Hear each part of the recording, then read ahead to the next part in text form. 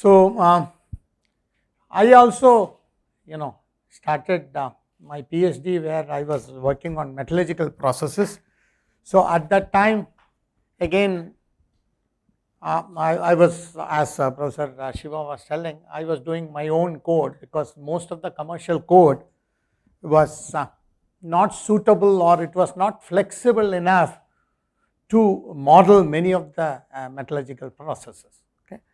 And then once I joined IIT Bombay last 15 years or so, I can see that OpenFOAM, I could use it because it is more flexible and you can do your own things, because when you want to put your own physics, you can do all those things. So that is what made me get into OpenFOAM.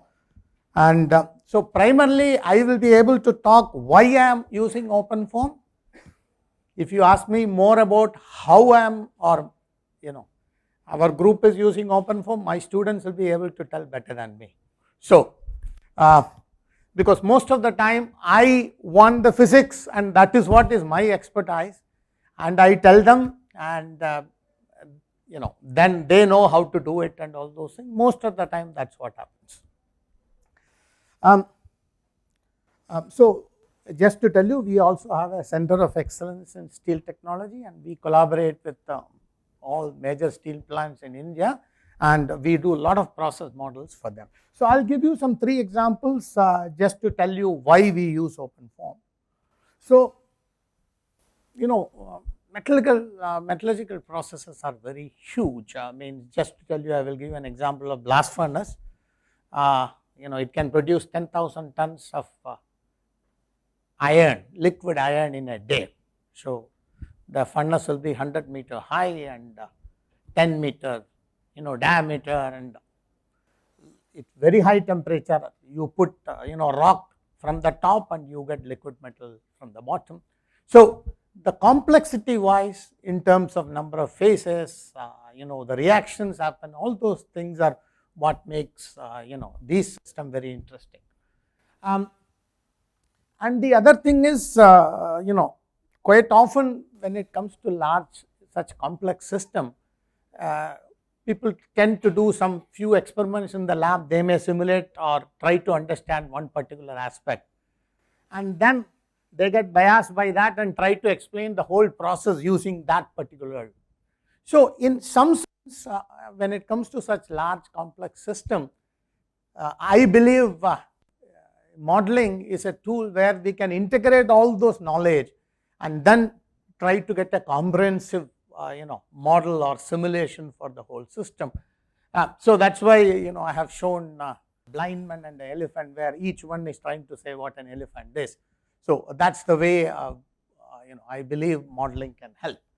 And so that is what we try to do in our group. So just to tell you about blast furnace, because as I told you, why we use is what I wanted to talk about. So just to tell you what a blast furnace is. So furnace, as I told you, it can produce around 10,000 tons of liquid metal, and once it starts operating, it will operate without break for 30 years because you cannot stop it. Okay. So they charge what is the iron ore. Okay, they come in different shapes and all those things. I will not go into the details.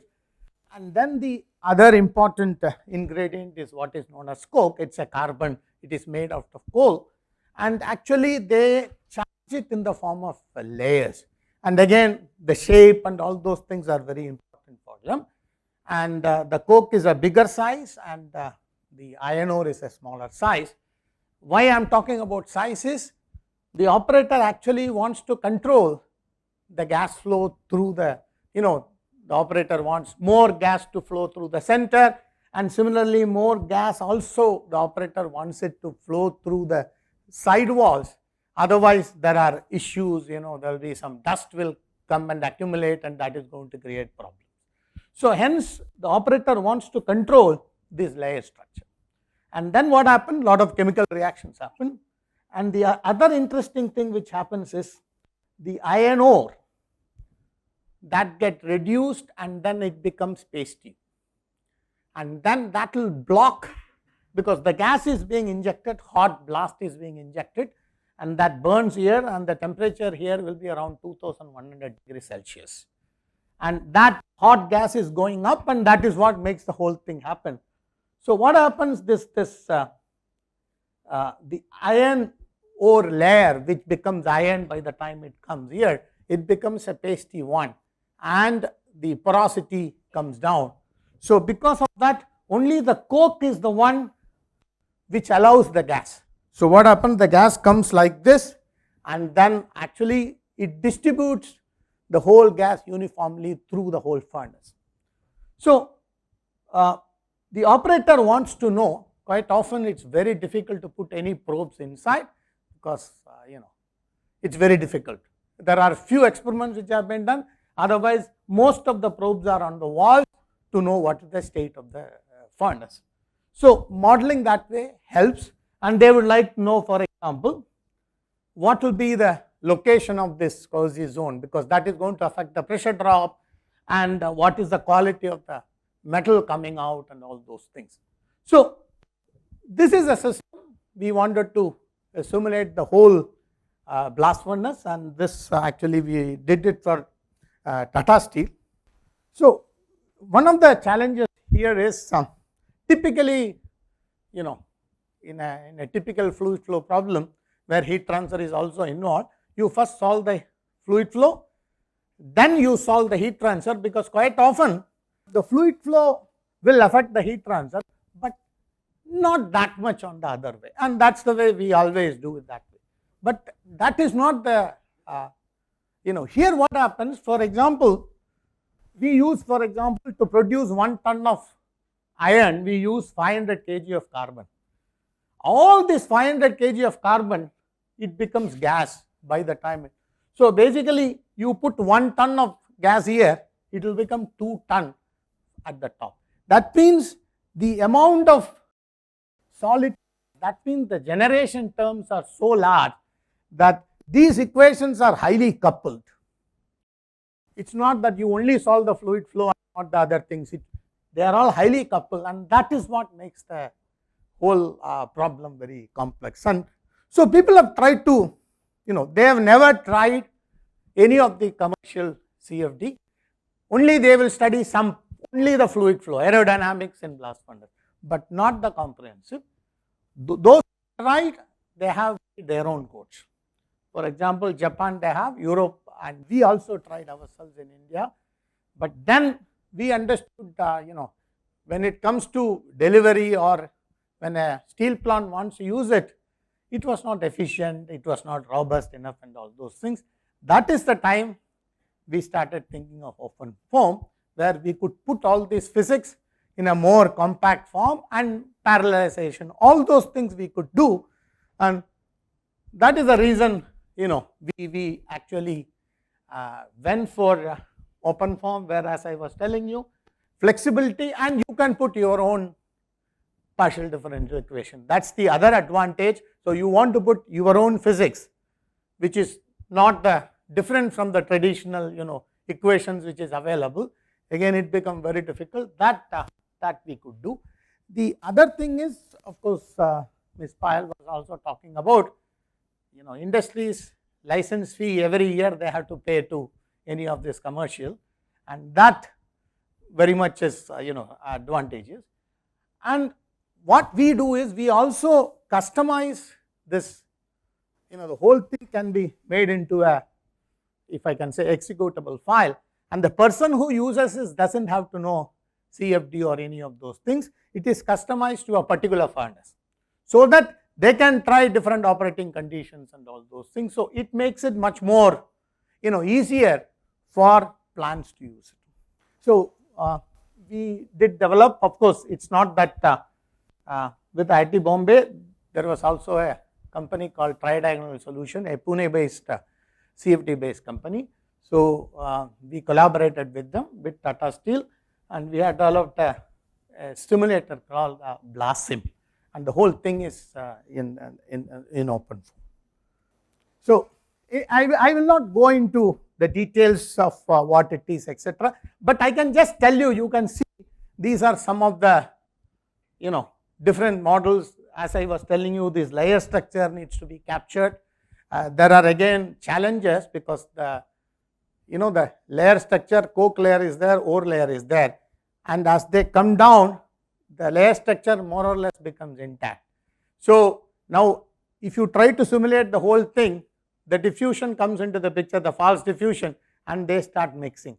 And once they start mixing, that is going to affect your gas flow. So there were challenges. Many of these challenges we could actually, to some extent, we could do it. Still, we are looking at some of these challenges, because what happens, these layers, actually each layer will be at different temperature.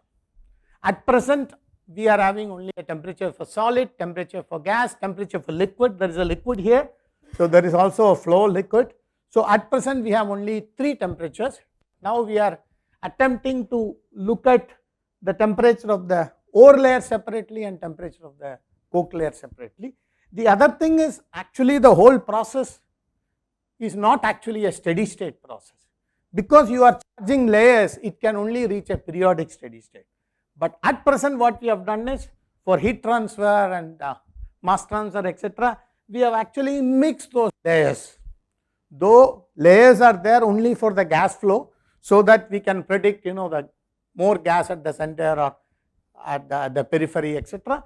But when it comes to heat transfer, etc., it is kind of, we are mixing those layers. So it's a kind of a pseudo steady state model is what we are attempting. No one has attempted this. People are still working on it, how to predict the layers, temperatures, and all those things we are still working on. So again, we have to modify equations. For example, what happens, again, we cannot use very complicated granular flow models, etc., because the whole system itself is complex, that if you put each one of them complex, it will take so much time. So at the end, the industry wants in 2 hours, they want a solution. So hence we use relatively simple models. But at the same time, for example, this coke layers, the layers come, the iron has become liquid, but the coke layer, it forms a heap at the center. And this heap needs to be captured, because that is going to affect the process. So there are already some simplification available. In a potential flow model, you put an extra factor, and this factor can be adjusted so that it forms a heap and all those things. So again, these are kind of one's own physics, which can be very easily incorporated in OpenFOAM. So I will not again, so these are, for example, some of the simulation where there are actually 3 types of layers, blue and the green and the red. So how these layers, they advect downwards, and that is going to affect the flow of, again, I am not going into the flow equations and all those things. And the other point is, of course, it's not a compressible flow, but at the same time, we need to make sure that the density variation is captured, because temperature is varying from almost 2400 Kelvin to 400 Kelvin. So the variation in pressure and temperature, that resulting in density of gas, that needs to be captured, but not really the compressible flow.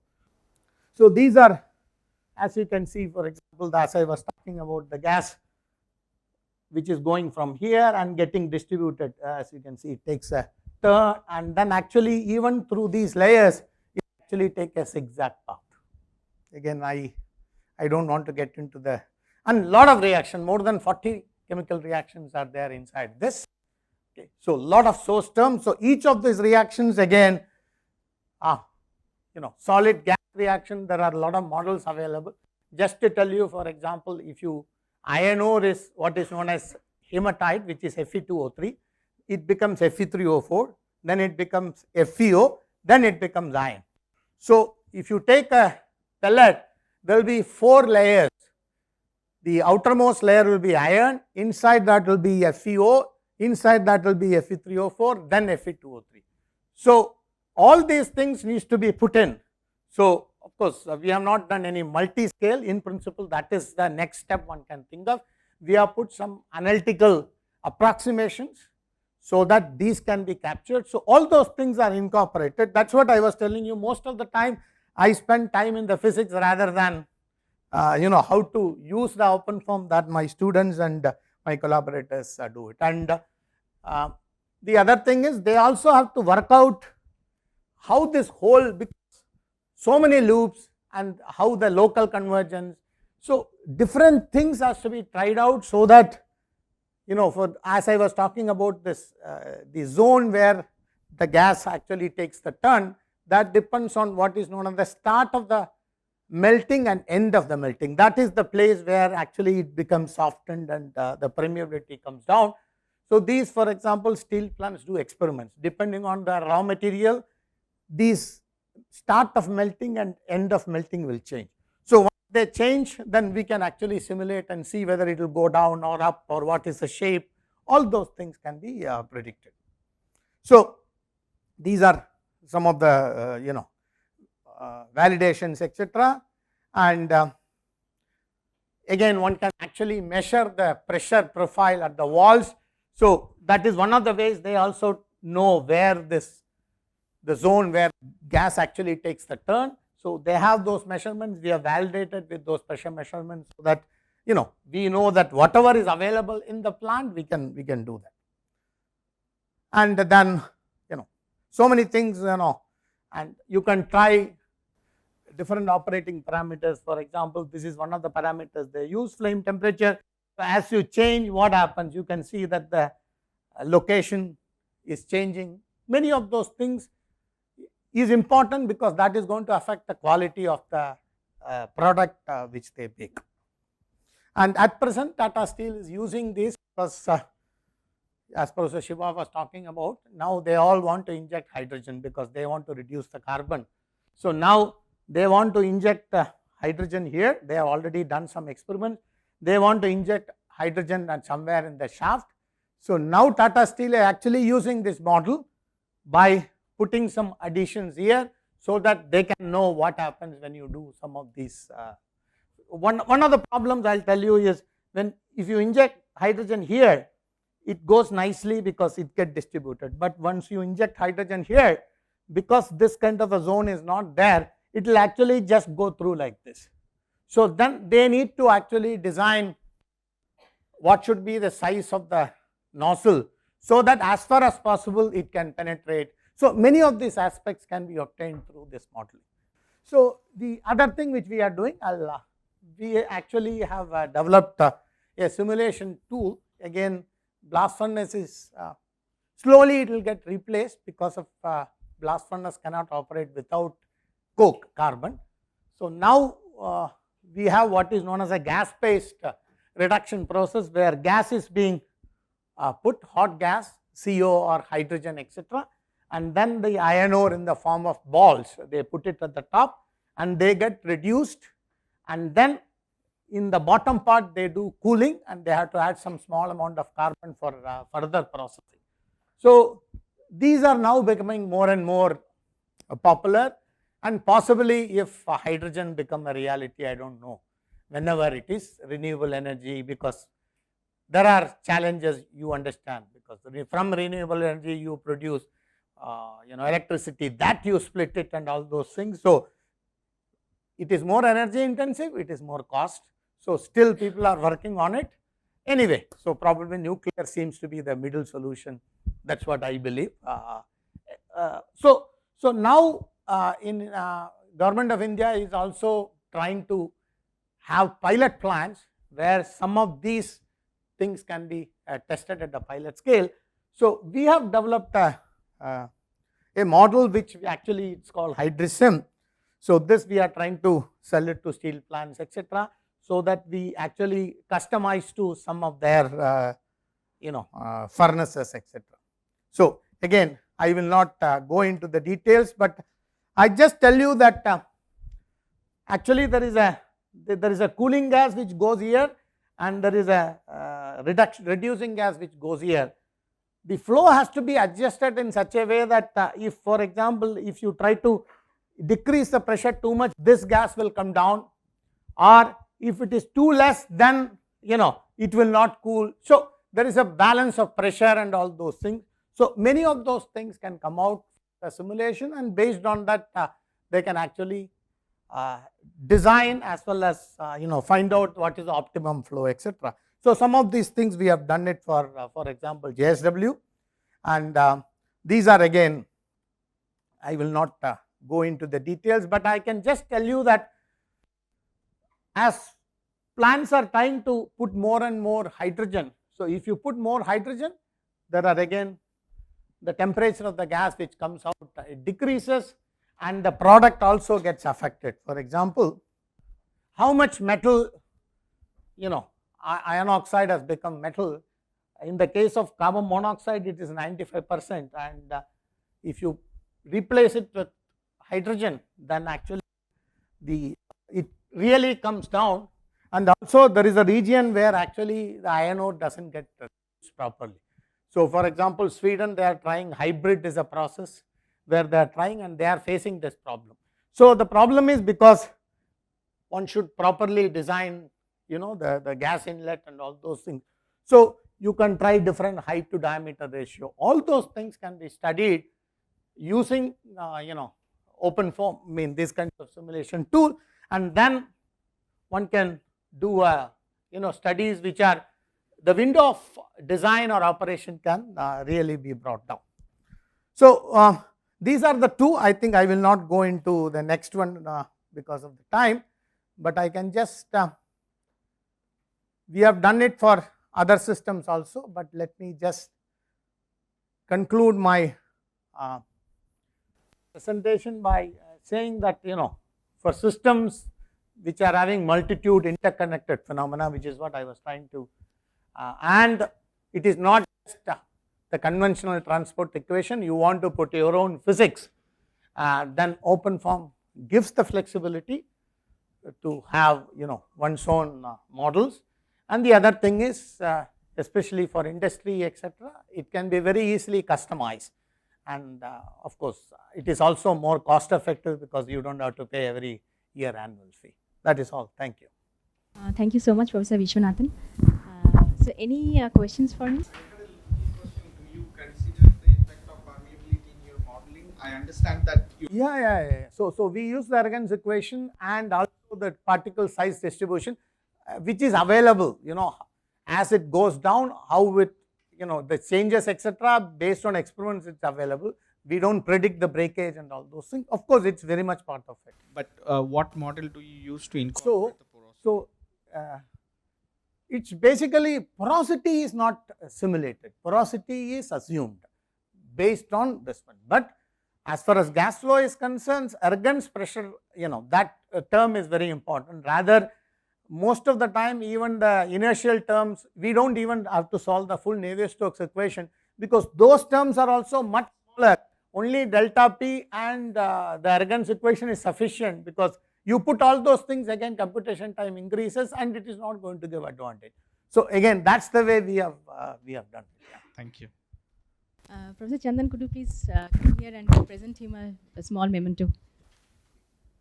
Thank you so much, Professor Vishwanathan.